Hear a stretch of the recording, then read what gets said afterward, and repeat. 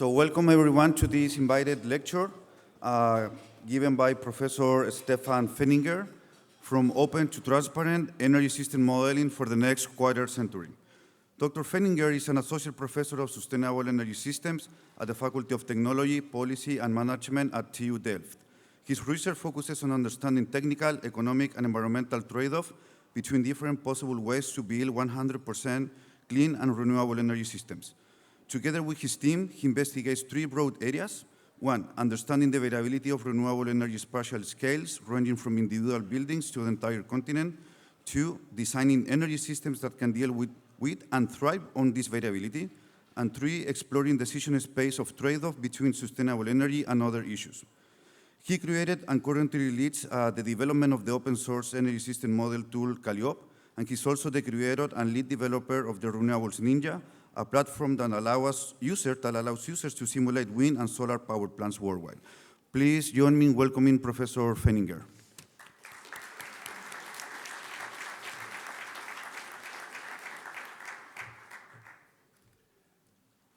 Good morning, and thanks for the kind introduction, Felipe. Many thanks also to the organizers for inviting me to speak. It's really a pleasure to be here and to interact with all of you. And as you can see, my title promises quite a lot, actually, so let's jump right in. And we actually have a few things to celebrate today. It's not just the 20th anniversary of this conference, but we also have some nice news from yesterday that you might have seen. First, in the first half of 2025, global renewable generation has overtaken global coal generation in electricity for the first time ever. So that's really great. Second, solar and wind growth together, so the growth in solar and wind electricity generation exceeded global demand growth, also for the first time ever. That's just from yesterday, and that really highlights the massive speed with which renewables are being deployed. And that's great news, of course. But at the same time, emissions overall are still growing. We all know that time is running out. We have targets. We'd like to stay within 1.5 or maybe 2 degrees Celsius globally. Achieving this is really difficult. So some parts of the transition are going faster than needed and also much faster than expected, but many parts are still slower. And I like this traffic light graphic from the German Institute for Economic Research. They update this every couple of months. This is for Germany only. And it shows us just the speed at which different parts or different technologies are being deployed relative to Germany's 2030 targets. So we can see here solar energy again. It's being deployed fast enough to make the 2030 target. Everything else is much slower than would be needed. So it's unlikely that these 2030 targets will be met in Germany. And of course, the picture is the same in many other parts of the world. Now, this is a problem for two reasons. Well, first of all, as we've seen or as we know, being fast in just one area, like deploying solar energy, doesn't by itself solve the climate issue. But there's another problem, building, for example, lots of PV and ignoring other parts of the transition, other parts of the system cannot keep up. So there are problems there. For example, the grid. We have this issue in the Netherlands. Distribution grid investment did not keep up with the rapid growth in solar photovoltaics, and that's an issue now. We also heard this in yesterday's keynote. So this problem, the transition to renewables, it's accelerating, but it's often accelerating in a disjointed, unorganized way. It's managed project by project, not in an integrated fashion.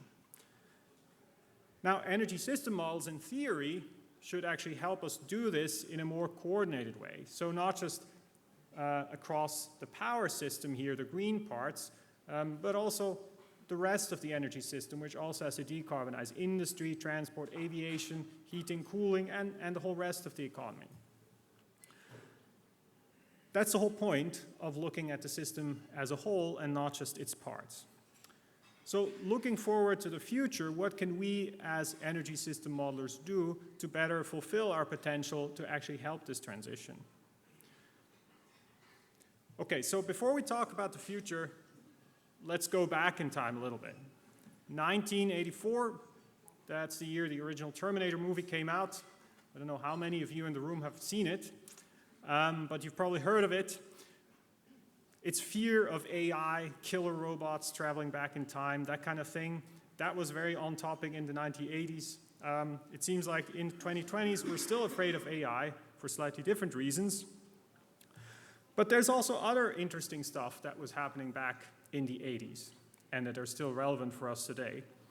This book here, Groping in the Dark, the first decade of global modeling, was published in 1982. It's actually the conference proceedings of the 6th EASA Symposium on Global Modeling that happened all the way back in 1978, so almost 50 years ago. You can find this online. It's freely available, and it's a really interesting read. One thing that we can find in there is that in these proceedings, we have a record of the areas on which the attendees disagreed and the areas where they agreed. So there's 11 areas of disagreement. I just picked out 2 here. You can find the others if you look at the report online. Should models be normative or descriptive? Should models be big or small? I think those are questions that we could still argue about today, 50 years later. But what's even more interesting are the areas of agreement. There are, again, 13 areas of agreement in here, and I've picked 4 of them that I find particularly interesting. Number 5, the most important forces shaping the future are social and political, and these forces are the least well represented in the models so far.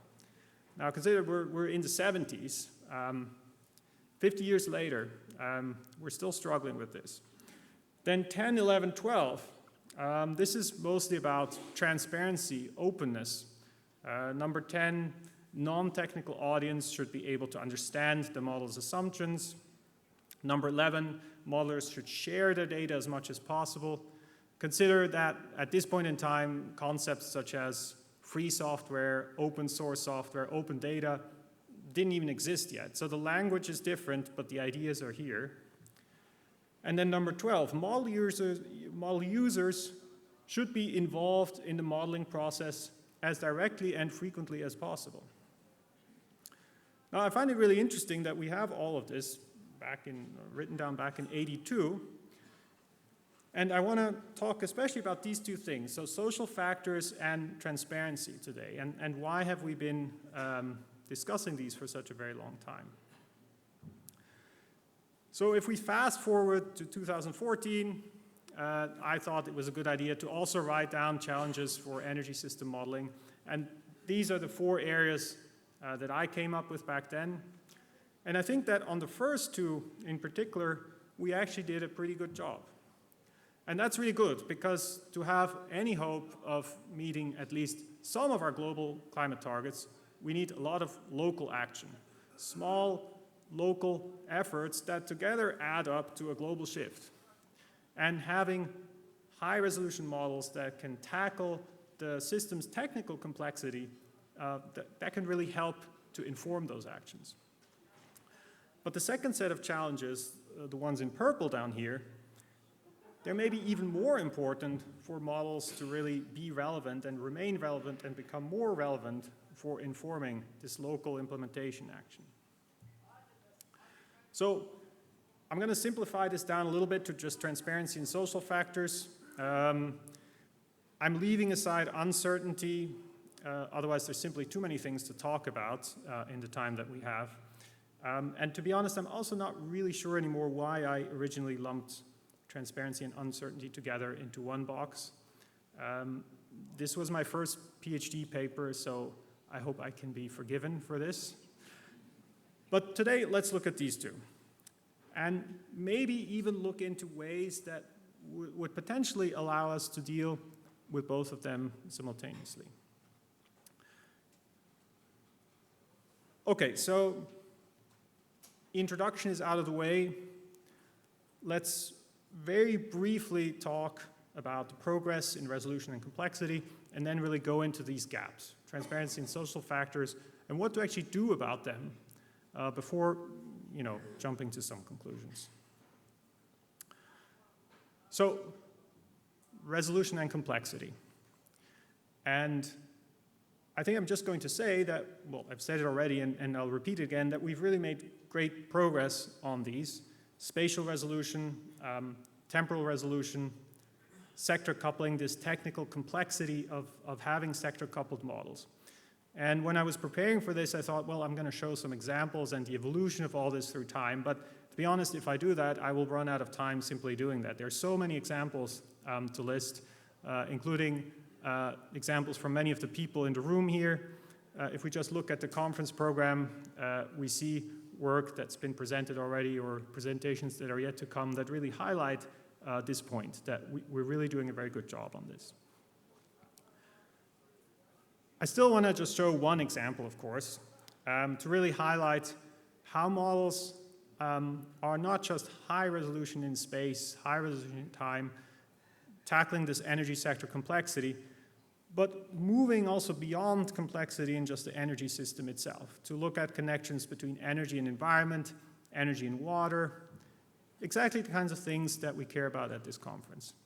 So in this example here, this is work led by Paula Borba, who was a visiting PhD in my group. She's now working at the Brazilian Institute for Space Research, and she built a high-resolution energy system model of Brazil, and then she coupled this with a detailed land use analysis to show that land conservation and a fully renewable Brazil are actually compatible, and they're even synergistic by shifting land away from biofuels and allowing reforestation of conservation-relevant lands. And I just want to say that routinely having this kind of rich detail in models, it's really an achievement that we've made as a field over the past decade or so. So I think it's really something that we can collaboratively pat our own backs for having achieved. And of course we could say, okay, we've made progress, there's still a lot to do, also on these topics of resolution and complexity, but we can leave that as a story for another time and move on to transparency and social factors, so these gaps. And let's start with transparency. And transparency, that really leads us to talk about openness, about open models, open data, open code. Now, why should models be open? I'm not saying that there are only 4 reasons for this, but these are the 4 reasons that we came up with back in 2017 to push the community towards more openness. And I have to say also here, the progress has really been massive. We now have a flourishing of open models, of open code, open data. These things are now the standard. If I think about the reasons here, the reasons, I've classified them now, not back then, but I've added this now. 2 reasons in blue, internal to research. 2 reasons more external to research. So this collaboration across the science policy boundary, the fact that these models are relevant to societal debates. I think those are the ones that are particularly important in the next 25 years.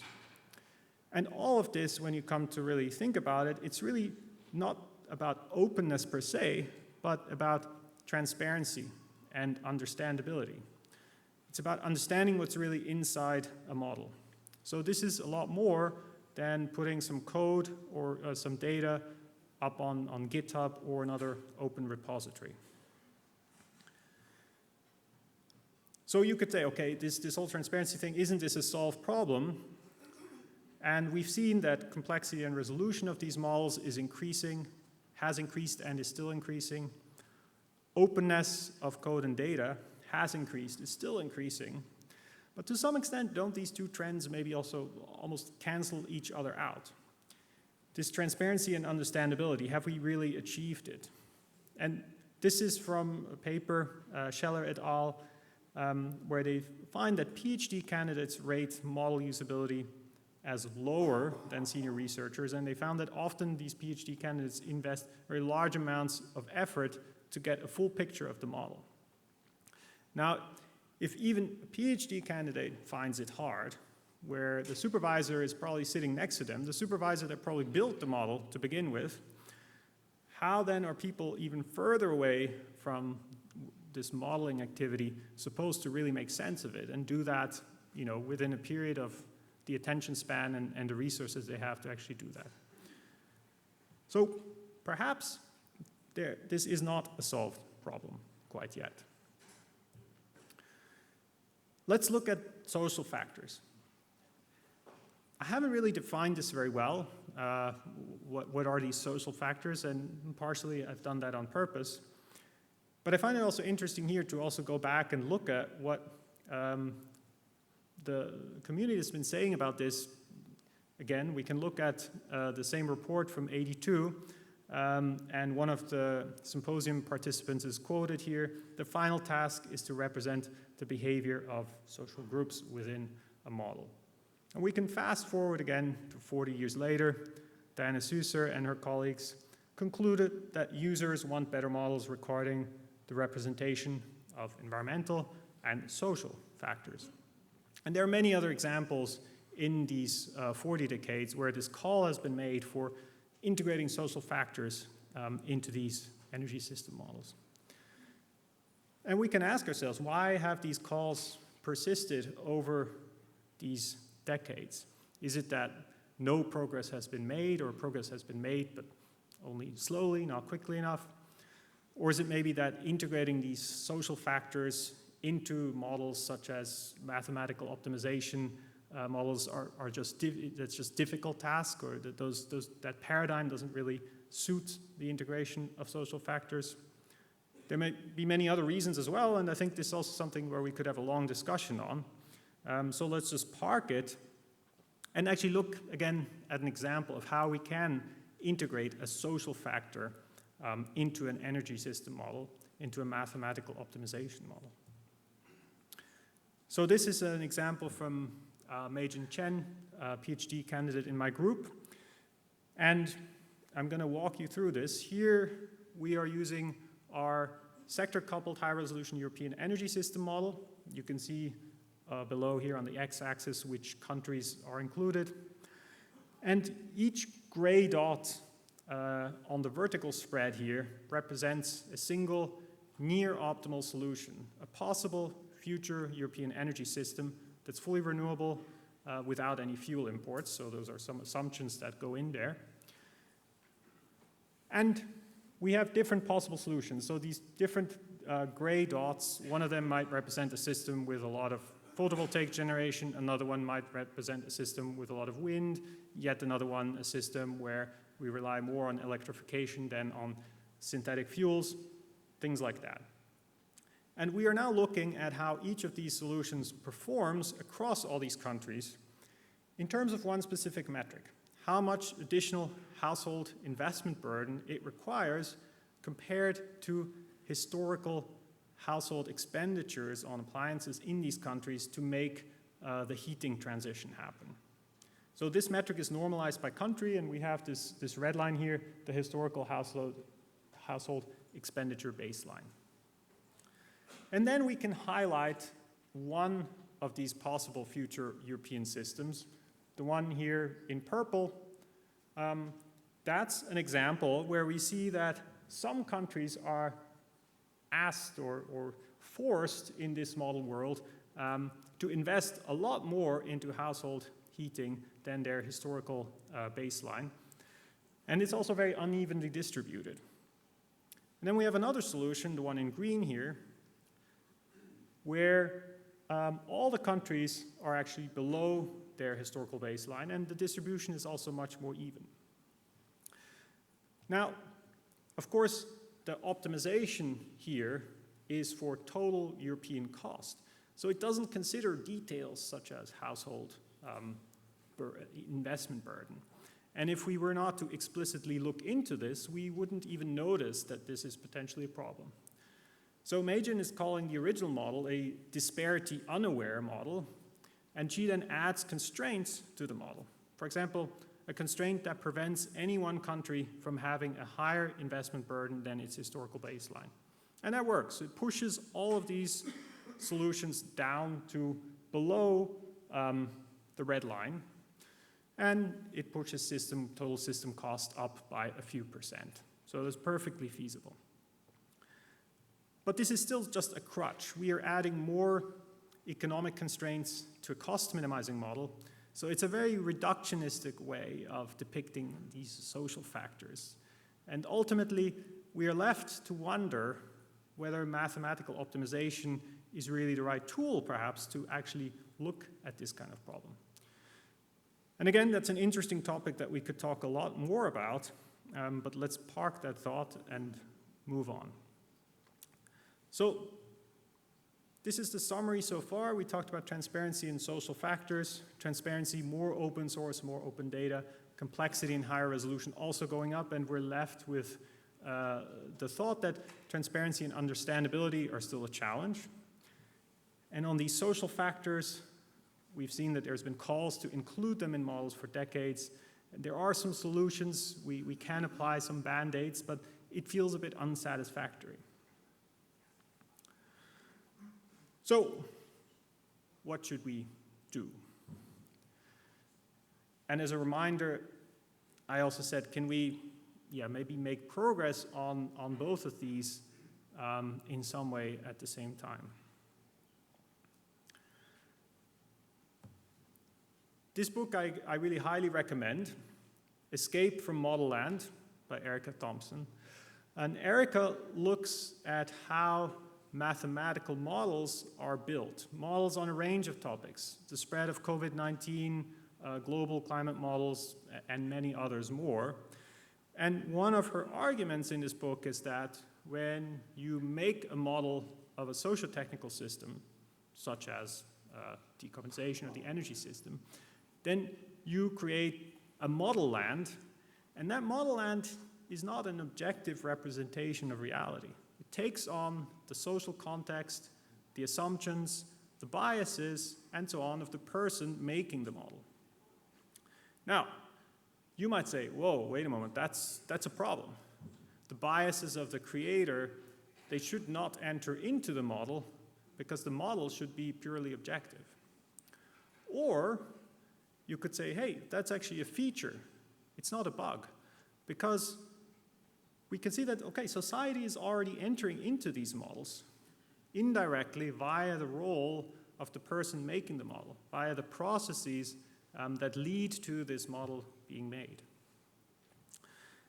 And if we think that society is making its way into these models, for example, via the worldviews of the modelers building the models, then it actually becomes relevant to better understand, well, what do these modelers actually think? What's actually going on inside our heads? What do we believe? What do they believe? Well, I should say we, because I'm one of them, right? And that's what Franziska Bock, the PhD candidate in my group, is doing. Here, we showed 166 modelers a series of statements, asking whether they agree or disagree with them. Now, you don't have to worry about reading the text here. I don't believe you can.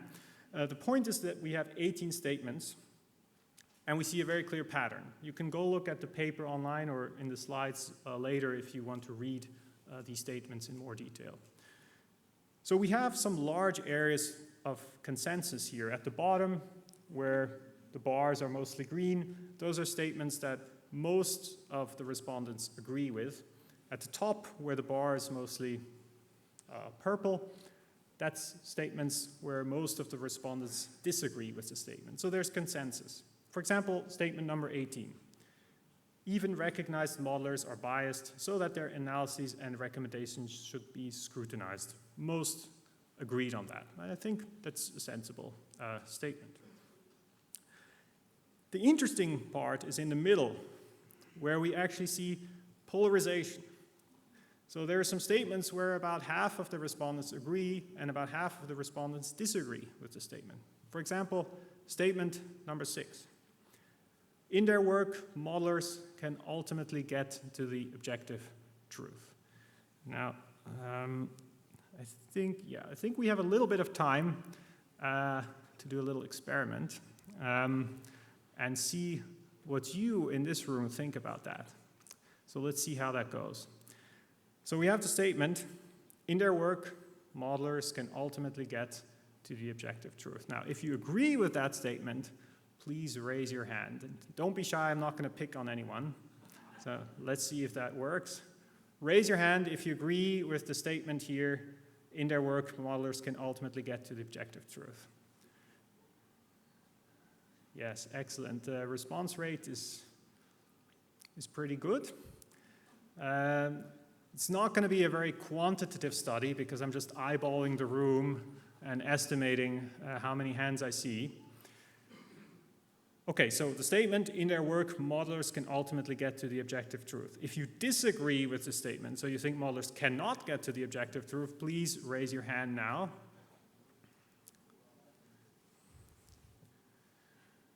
Okay, interesting. I think that this shows us how interesting a topic this is and how much additional work we need to do. I think the group in here is actually leaning more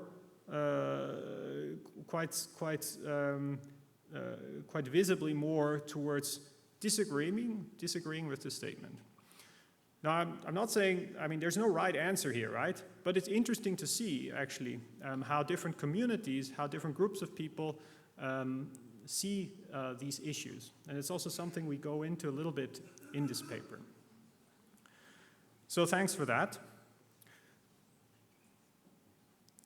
And like I said, I think this is it's a really interesting area to look more into. Franziska came up with these two groups, the positivist modelers that think models can or should be objective, and the post-positivist modelers that do not think objective truth in these models is achievable. And again, as before, when we looked back at the 70s and 80s, what I think is particularly interesting is not just where people disagree, but also where they agree. So I'm a practical person, and I like to think about how to solve problems in a practical way. And one area of agreement here is that model-based scenarios cannot be interpreted responsibly without knowledge of the model assumptions and data. So this really highlights how actually these two things we're talking about are closely connected together. So these social factors, the assumptions inside the model, and the fact that we need transparency to actually understand these assumptions. So we're starting to approach maybe some understanding of how these two are actually connected. Okay, so let's also talk a little bit more about this transparency. So I showed you this example earlier, the study on Brazil, and that's a model result. Right? This map here is a result coming out of a model. And we can look at this model, and then we can try to peer inside the model. And we can see that, well, okay, this model is made up of some data, it's made up of code, maybe a little bit of text, some explanation, some documentation, and so on. But in a study like this, it's probably a rather large and complicated model that might be quite difficult to understand. So perhaps a model that might be openly available, but not necessarily very transparent. So could we perhaps break this model down into smaller pieces that become in themselves more understandable again? Well, let's try to do that. So we can break it up into individual building blocks. And it turns out that a lot of what is happening here is actually simply data processing, generating renewable electricity supply profiles, gathering and processing assumptions on technology costs, processing statistical data to model industrial feedstock demands or other energy demands, and so on and so forth. And when you look at it this way, the system model part comes at a very long chain of these other components, these other building blocks that add up layers and layers of assumptions, data processing, that in the end is then fed into the system model, whether that's an optimization model, a simulation model, a system dynamics model, what name you. Now, some of these boxes might be a little bit more fundamental than other ones. They might include assumptions that then permeate throughout the whole model. And if we're looking at one example, land availability, land use, if we're talking about models that look at the spatial deployment of renewables, this might be a very important assumption. How much of a specific technology, how much of specific infrastructure can you actually put in specific places? So this box might be quite fundamental to the model. And if I can break up my model into pieces like this, then I can focus my attention on one specific area at a time. I can give this building block to, let's say, an expert in land use assessment to maybe play around with, to give me feedback, or even to actively work on and contribute to. Or even more importantly, I can maybe show this to a non-expert. I can show what's going on here, or get even a non-expert to play around with this and give me some feedback on whether what I'm doing makes sense or not. So this is basically reductionism, where we're breaking down the problem into smaller parts to allow us to tackle it. And we are working on a system to do this right now, so I can actually show you an example of how this looks. So if we're sticking to this land use example, we're taking in a series of geospatial input data in a fully automated manner. Then we have some human-readable configuration that defines how these land use decisions are actually made. Then we have some code that processes all of this and gives us results, the areas that are suitable for specific technologies to be built in. And we package all of this up into a standardized building block. And this building block is then connected to other building blocks. So, for example, the region shapes, here it's the country of Mexico, together with its offshore exclusive economic zones. Those come from another module that actually makes these geospatial boundaries. And then we pass on the results to subsequent building blocks for further processing. So like I said, this is something we're working on right now. We started to actually build this approach, and I've showed you the module highlighted in green here, the area potentials module. I showed you how it takes inputs from what we call the geoboundaries module. The resolution of that module is fully flexible, so it's configurable. You can say, I want Mexico, or I want Europe with all the countries and all the sub-country units inside those countries. That should be my unit of analysis. That's fully configurable. And then those, the next in the chain here is the capacity factors module, which then takes the available areas and generates capacity factors for the renewable technologies that we place there, and so on and so forth. And at the end of this chain, we end up with what we call the model integration module, which actually takes all of these data together and builds an energy system model. We call the whole thing Clio at the moment because it was designed as a companion for our Calliope open source energy system modeling software.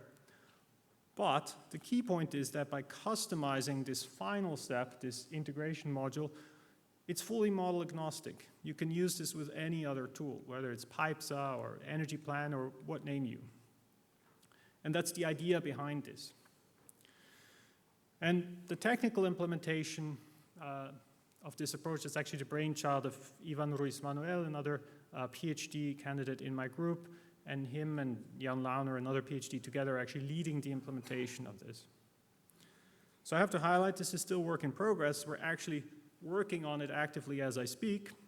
It is open source, it's available online, but I'm not pointing you to it because the documentation is a bit shaky right now, but you can find it if you search for it. But do get in touch if you're interested in this. We are using it internally already to build European system models, and we're starting to work with partners to actually contribute and work on additional modules in this ecosystem. So our aim here is to also run globally, not just in Europe, but maybe a little bit different from other efforts to build these kind of global databases or modeling systems. Our main effort is really to build an ecosystem here of modules, maintainable, transparent, understandable modules that can be mixed and matched thanks to this implementation of a standard interface and all the technical details that I'm not going to bore you with here, but happy to talk about later if you wish. And what I really want to highlight here is the ability to then reuse different modules in different contexts. So the land use example, again, if maybe all you need is land use analysis and one or two other things, and that's really where you focus your attention, then you can take this module and you can build on it, you can improve it, you can add additional detail to it. That will be useful for you, but it'll also be useful for everyone else who is using this module in their own processing pipeline. And then adding up all these pieces together, you will still end up with a highly complex state-of-the-art system model, but it will be more understandable what's going on inside. And that, I think, is really also integrating these social factors directly into making the model itself. And I think this is also a topic that's interesting for the SDEWES community. And the thinking behind this is ultimately also a bit of an evolution of lessons learned from building and running Renewables Ninja, which I think has been a huge success. And the lesson is really, if you do one thing well, and you do that in an understandable and accessible way, then it becomes a valuable resource. So in a sense, what we'd like to do now is to build almost like a meta Renewables Ninja, where we have these individual building blocks that do one thing well, but add up to something that's greater than the sum of its parts. And of course, to look into doing this collaboratively with different people across institutions and different areas of expertise. Okay, so I realize that I am now, at this moment in time, the only obstacle between, well, you and beautiful sunshine outside, lunch, and then the social events of this afternoon. So I'm going to try to keep it short, recap my main messages. We can then jump into questions and move on to lunch. I'm very happy to talk about this stuff also later today or in the coming days. I'll be here until Friday. So I promise to somehow tackle both transparency and social factors at the same time. And I'll leave it to you to judge whether or not I have to some extent succeeded in that. But here's my conclusion in the form of, I have to apologize, a very badly drawn comic.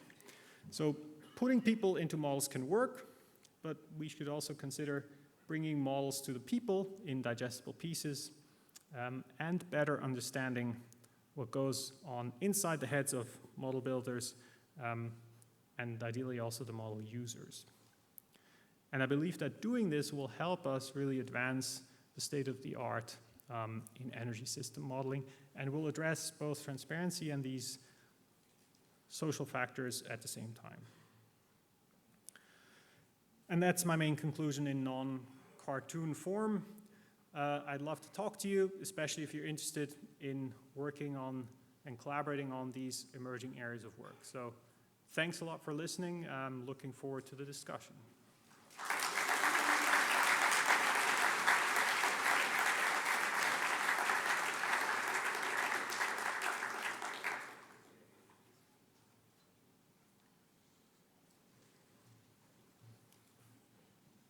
Thank you very much for this very interesting presentation.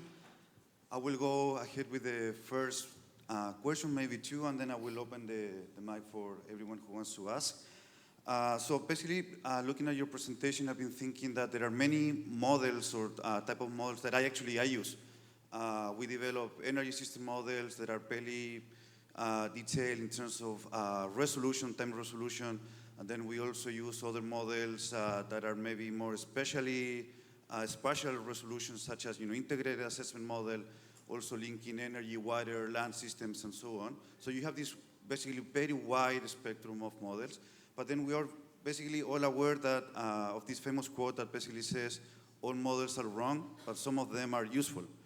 So I'm thinking, based on your experience, what makes a model useful? If you see, this whole variety of basically different models. Thanks. That's a very good question, and also one I think that we could spend easily the next few hours debating. I think it comes down to the purpose of the model, right? And so we have this wide range of models, and these models have different purposes. Some of them are very detailed models, trying to do one thing right. For example, I don't know, forecast wind generation. There we can actually we can assess how well that model does by comparing the forecast to the actual realization. When we start talking about models that are used in decision-making or models that look at the system as a whole, look far into the future, integrate social, economic criteria that are difficult to actually validate or impossible to validate, then I think we can look to the idea of post-normal science, which basically says that if we're in this area where the decision stakes are very high and the uncertainty is very high, then what starts to matter very much is the process. So you could say in a way almost sometimes, it's like sometimes it's better to be transparent than to be right, because it's difficult to even say what right is, or there is no right answer, but if the model is transparent, it can be used, it can be investigated, it can be examined by the people that might make decisions based on that model. And the process can become more inclusive. You can bring, as we've seen already as one of the areas of agreement back in '78, the users of the model into the process of developing the model. So that's, I think that's an area to go into. Thank you. I have one more question, or if I have time, then I will go with a third question. You brought up Terminator, and you said, we were basically back then afraid of AI. But I'm thinking, how do you see actually, deep learning models, machine learning models, and in general artificial intelligence helping maybe developing these models? Is this technology going to be useful? Can we maybe rely to create some synthetic data for the data processing that you were showing before?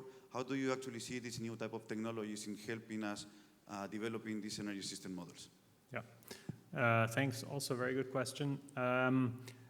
Again, I think there are opportunities and dangers. There are many opportunities, clearly, opportunities that are already being exploited. You can generate synthetic data, as you pointed out. You can use AI to avoid having to run a very large optimization model over and over again. For example, if you train on model outputs, stuff like that, that can be useful. I think the danger is when you start using, building an over-reliance on AI methods, which lead to actually deepening of the sort of black boxification of models. So there's a danger that you go in the opposite direction of opening up and making the model more transparent by relying on methods that are in themselves mostly black boxes. So yeah, opportunity and danger. Yeah, and maybe one small short question, and then I'll pass the mic. I was very curious about the work about introducing social constraints. It's something that we have also been thinking about. So when you run the models, you see these constraints and you see their shadow prices. So what kind of interpretation you can actually make out of this marginal cost of social impacts, or what kind of ideas you can actually get from these shadow prices? Yeah, I mean, the marginal cost of social impact for sure. I have to say we haven't actually looked at the shadow prices in that model, but that's definitely an interesting area to explore more. And I think it's also something that is increasingly being realized by the modeling community, or at least the community using these large-scale optimization models, that there's a lot of interesting information locked away in these shadow prices. So I agree that's an interesting topic to look into more. Thank you. Neven? And then we go with Benedetto. Economics is called dismal science because it's trying to use statistics in order to see what people think, decide to do, but it's actually trying to cover an agent-based situation where many people behave in different ways. In a way, it resembles thermodynamics, but economic models actually provide us quite good picture of reality, even though people behave in most unexpected ways sometimes. So why this wide untrust of models if they actually do quite good insight? Good question.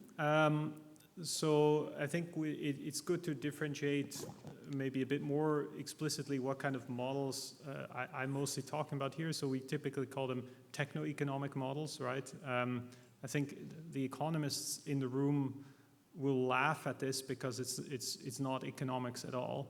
The economics mostly comes in the form of cost optimization, which the model does. So the assumption that we like to have the cost minimal system. So let's talk about that aspect first. And I think there's been a lot of work recently which has shown us that actually, well, the real world is not, it actually does not work like that. Real world planning decisions are not made on the basis of cost optimization or cost minimization. So this flourishing of MGA methods, modeling to generate alternatives, looking for near optimal solutions rather than just optimal solutions is kind of one, I think, response to that. But we're also seeing that that's actually still, in a way, a crutch. It's trying to hack, it's trying to apply a hack to these methods. So there's a preprint, I think, maybe a week ago or so from Evelina Trutnevitis' group at the University of Geneva. I'm pretty sure at least one of Evelina's group members is in the room, and I could probably provide more background on that. But they've done backcasting exercise to look at how big is actually the difference between the cost optimal transition and the real transition costs in different European countries, and found that the costs, depending on which country you look at, is something like 50% to several 100% higher than the cost optimal one. So that really throws a lot of doubt on using this techno-economic cost minimizing model as a way to guide the renewable or the energy transition. Thank you. Next, Benedetto.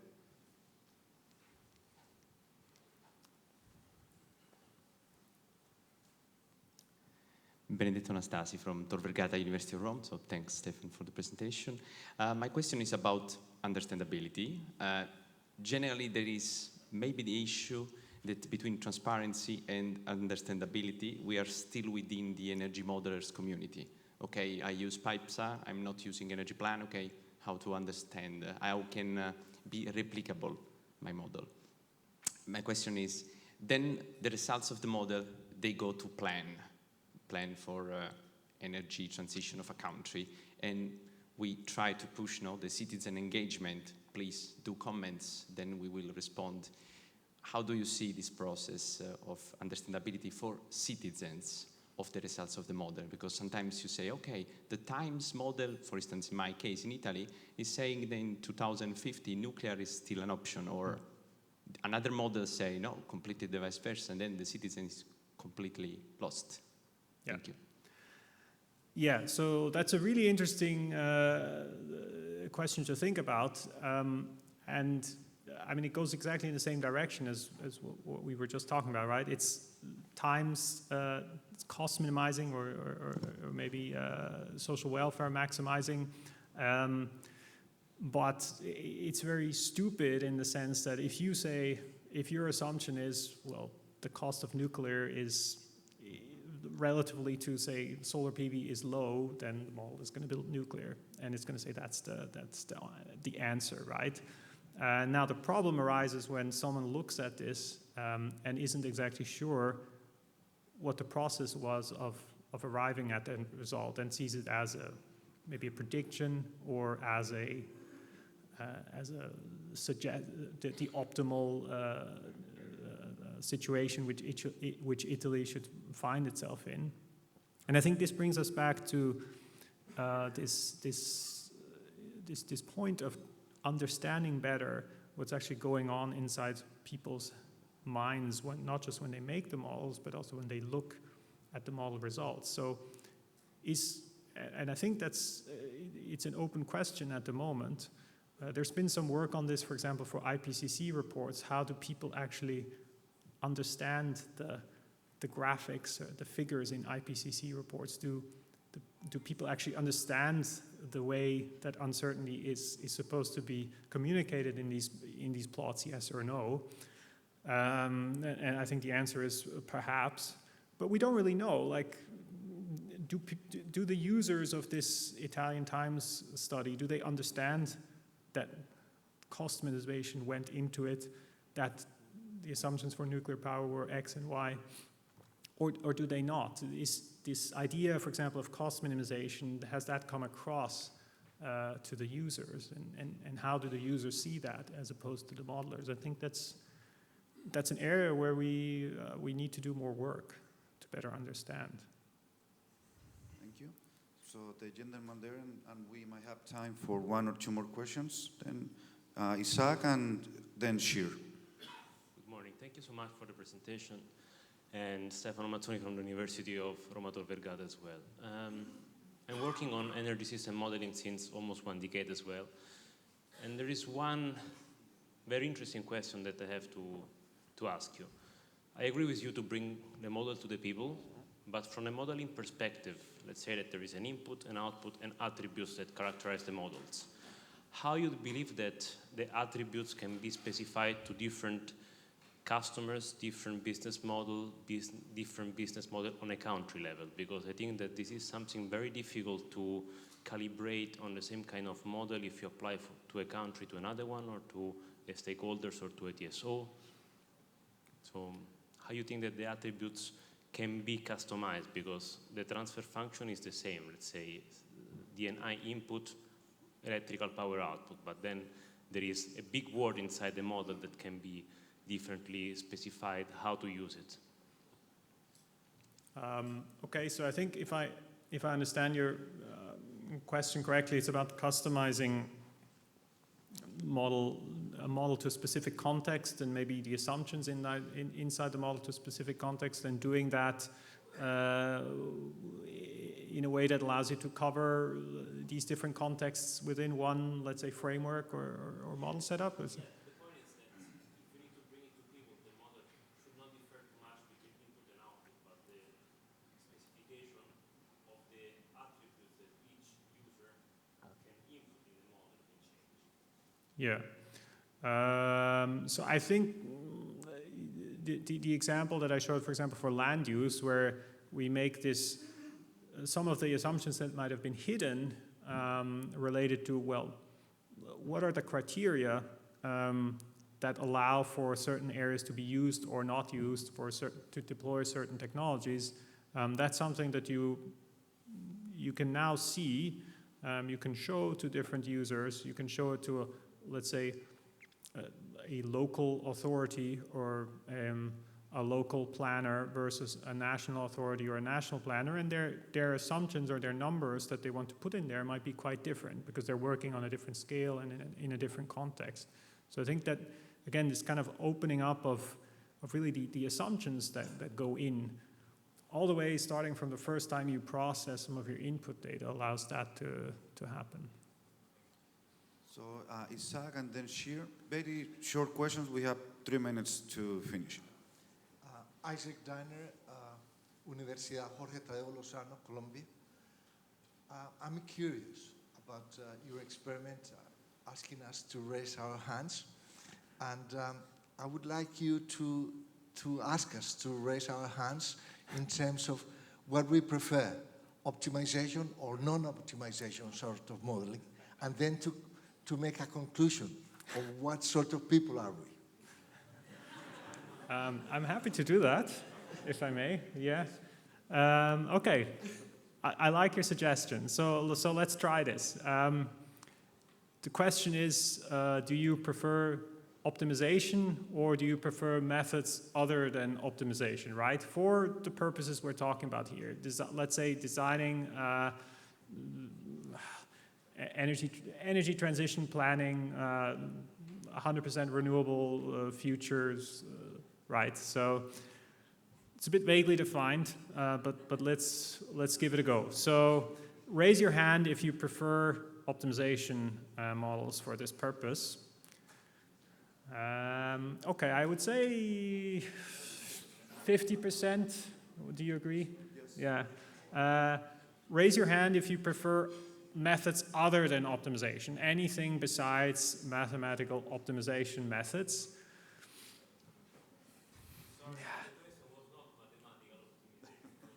Optimization, sorry, optimization.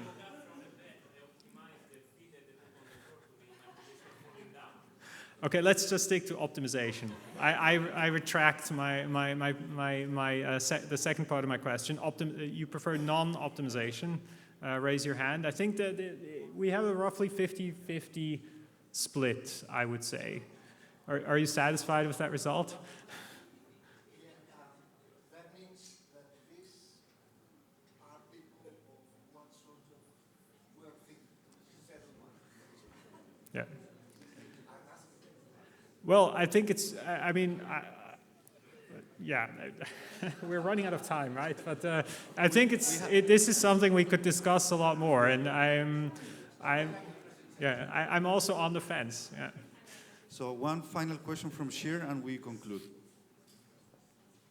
Thank you very much for your presentation. I can just say that the scientific community here, including those presenting this week, have provided input into supporting the transparency in modeling, including flexibility indexes to support optimization, as well as stepwise processes to support simulation, and many, many others along those lines, and wider even. I would like to ask regarding your second recommendation for smaller, more understandable components. What would you think about such opportunities to support pathways to increase energy access, increase basic services, and sustainable development in general? Yeah, I think that those are perfectly suited to actually this approach. So allowing new types of assumptions, new types of focus areas for such a modeling system to enter by just adding a new module that adds this dimension. I think that's one of the reasons actually expanding this modeling world to look at new topics to build such a modular approach. All right. Thank you so much, everyone, for being here. With this, we conclude this invited lecture. Thank you, Professor Pfenninger, for very interesting presentation. So we go for lunch, and then we have the social event and dinner this afternoon. So see you all. Thank you for coming.